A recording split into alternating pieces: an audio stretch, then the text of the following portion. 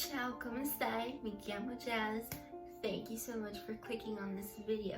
Now, I know my hair, I can't stop looking at my hair. Like, this is my natural hair, and I'm just like, why can't you just stay down instead of going up like that? I don't even know why my hair is the way it is, but let's get on to the video. And it goes a little something like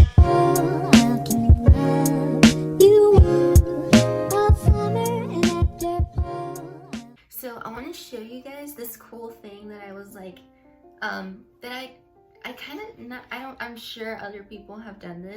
My parents got like those like paint stuff that you see like when you write things, and as you can see, these are like, I don't know, they're just like aesthetically pleasing. Like, I didn't want to get because I wanted to start memorizing scriptures, but I didn't want to like just get simple note cards.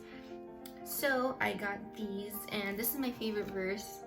It says, I know it's backwards, but I'll read it to you. Forget the past, it is nothing compared to what I am going to do. Isaiah 43:18. So yeah, if you want to memorize scriptures but you want it like aesthetically pleasing, definitely recommend getting these. And just, it's like a cute DIY thing, right? So I hope everyone has been well during this quarantine. Okay, so I wanted to see if I could talk about something that I learned recently in an old preaching that is like from 4 years ago from Mike Todd. And I'm like, man, how does this not have like more attention? So I wanted to talk to you guys about it, and definitely I will put the link of it down below because it's not anything from my own knowledge. It just came from the Bible, obviously, and Pastor Mike Todd, but I learned so much from it, and I really just wanted to talk to you all about it. So I'm sure you all have been in a situation in life where it seems so dead, so impossible, that you're just kind of like convinced that it's never ever going to work out or ever going to come to pass. And yes, like, I'm really sorry, like, I just can't control my hair. I'm sorry. So we're gonna talk today about the story of Lazarus.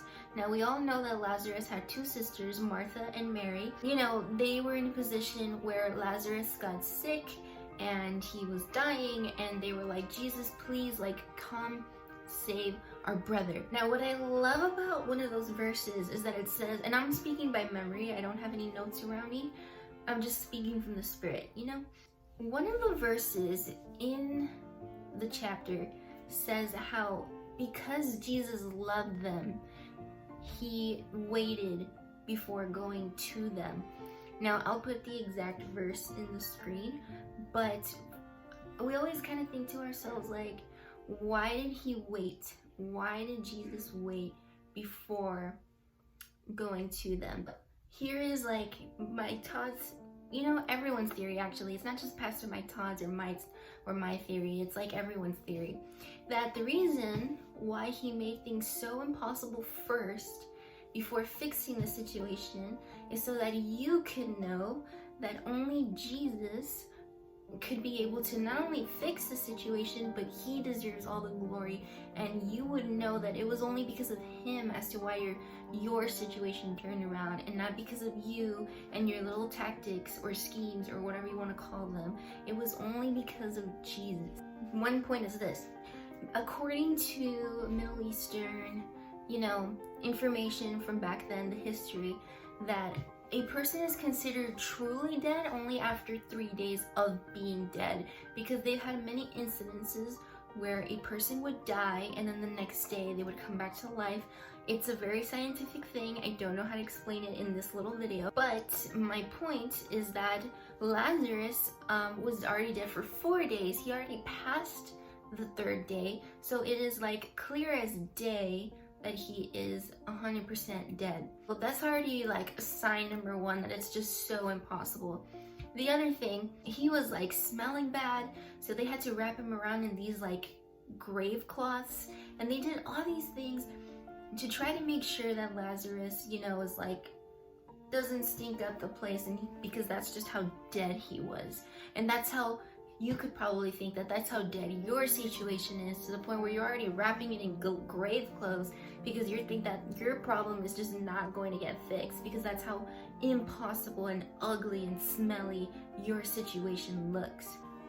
However, when Jesus came, Mary, I think, no, Martha, she went up to Jesus and she was like, all of this happened and this happened and this happened. She was just complaining to God. She was just like, I'm so sick of it, I'm tired of it, and I don't know what. And then she said, but she started saying, Jesus, you are the Messiah. So when you're facing your situation, complain to God first. Complain to him, be like, I'm tired, I'm sick, I'm blah, blah, blah, blah, blah. And then start acknowledging who he is. Start saying, you are the Messiah, you are the one that can fix things around, you are the one that can do this and this and that and that, because you are this awesome, powerful God. When you start bringing God like so up here, you're gonna just start seeing how small your problem actually is. And then she said those magical words. She said, even now, as to how impossible it looks right now, even now, you can turn it around. So obviously, Jesus was like, oh my gosh, this girl has faith. I'm gonna go over there and I'm gonna heal Lazarus and resurrect him, get him out of those grave clothes, and have him come back to life. That number one, acknowledge Jesus, complain to him, do what you need to do. Sometimes your problem will look so impossible, but God's only doing it so that he can get all the glory, and so that other people around you can have faith also, and use this as a testimony. Be like, it looks so dead, but now it's alive because of God. It only happened because of God being who he is, and not because of who I am. That's my little video that I wanted to talk to you about. I know that it's super rushed. Like, honestly, I feel rushed. I had like a long day today. Like, I was just studying for my test and I was just overwhelmed with work. But I was like, you know what? Let me just do a video, get my mind out of my problems, and just, you know, do a little like preaching and just be chill. So I hope you like it. Please like and subscribe. And I hope to see you guys again. I'm going to try post more consistently because school's just overwhelming. Here are some little drawings I did recently. Definitely like get into like more DIYs and art stuff while you're in quarantine. Don't forget what I said about the little things here. And yeah, and I'll just see you later. Ciao.